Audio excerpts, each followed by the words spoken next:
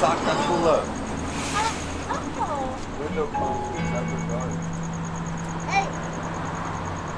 Are you playing inside? No. What's that? Are you playing inside? I'm playing right here. Just right here, but not inside. Nobody else. I'm the only one in here. Oh my God. I'm playing for you guys out there. Oh, look.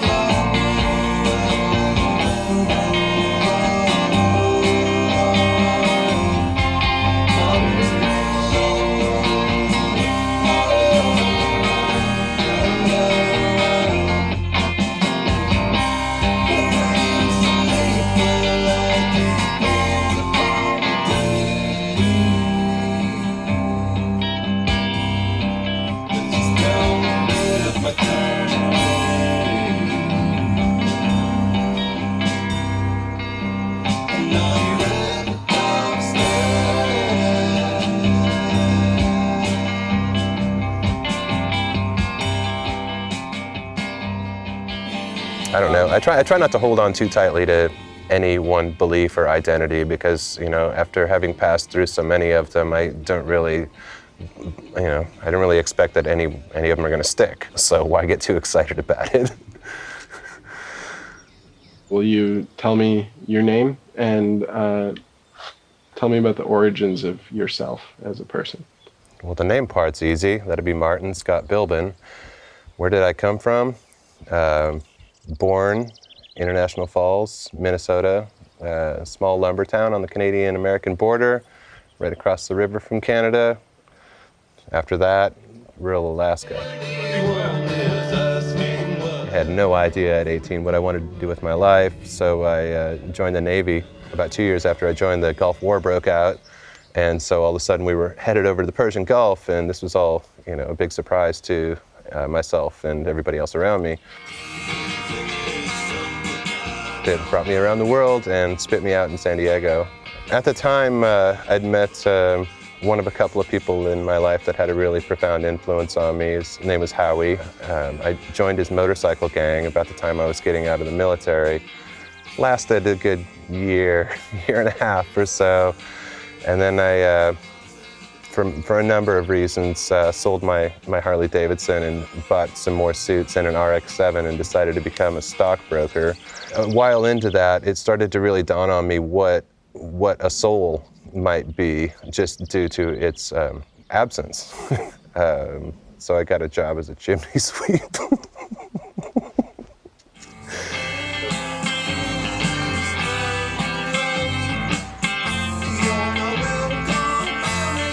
I wouldn't be in this window if it wasn't for that guy. Oh, wow. Yeah, he had a profound influence on my life. He's the guy that basically saw me playing an organ with a tiki spoon, thought that was interesting, asked me to score a silent film that he had done, and then started playing music with me, and jointly we kind of learned to play music. Ron, do you want to be on camera? But meeting Marty was like meeting a person who had complete freedom. And over the years, I think we've both gone in those ways, right? It's like Marty has gone complete freedom road, and I have gone more of a controlled road. I remember having conversations with Ron about, what am I going to do with my life now that I'm not a chimney sweep anymore. He astutely pointed out that I was making weird things and people would be interested in it, and that it's possible to just rent a store and start selling it. He was from Alaska, he didn't really understand that or believe that you could do certain things that people would be interested in. I fell in love with light, I think, as much as anything, and so I built and sold lamps. A majority of them were probably going into commercial spaces, such as cafes, restaurants, nightclubs. Towards the end, it was starting to become more successful. He's a simple person who has a really deep, strange vision and is able to push towards that constantly without being encumbered by life and responsibility. Whereas we all have mortgages and, he doesn't have that. So he's able to push towards that. And I think that's what it's his naivete that makes him appealing. Because we all really want to not have any responsibility, right? At some point. Yeah, Although there's something scary about that, too. For me, but not for him. I think what terrifies him is sedentary, being sedentary. Ultimately, I wanted less time spent doing what was essentially making pretty things for rich people. Less people, more trees, access to nature. I was looking at a globe and noticed all the green and ridges right in the top of California. I was like, wow, look at that. I mean, right there. So I did a little research online, saw some pictures of a cute Victorian village called Eureka. And 2 months later, I just rented a U-Haul and brought all my possessions and just moved up there sight unseen and started a life.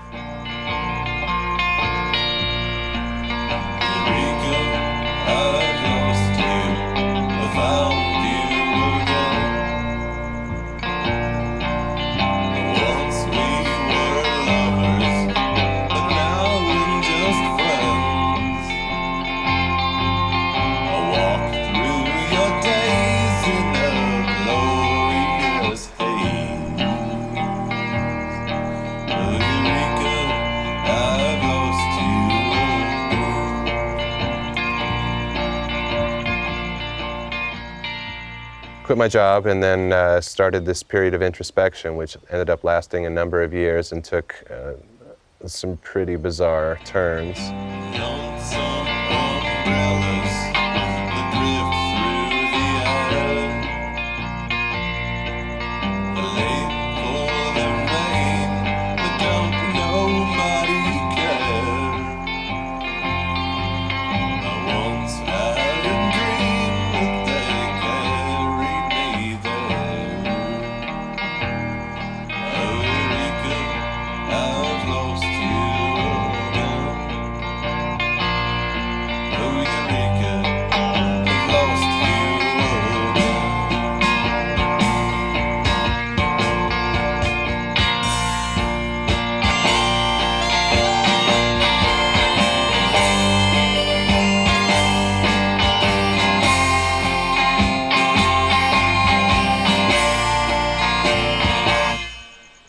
I think that Marty's the truest person I've ever known. And most everybody that I've ever met, I think they think he's the truest person ever. If he's talking to a child or an 80-year-old person or me or whatever, he just doesn't suffer any bullshit, There's not any pretense and artificiality. I've never really looked back. I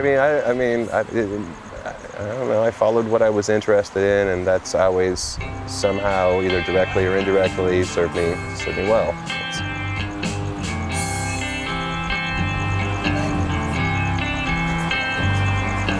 You ever watched a moonbeam slid across your window pane? You struggled with the bitter rain, danced about the weather vane, settled on a moving train, wondered where that train had been. On a fence with bits of crap around its bottom, blown there by a wind beat.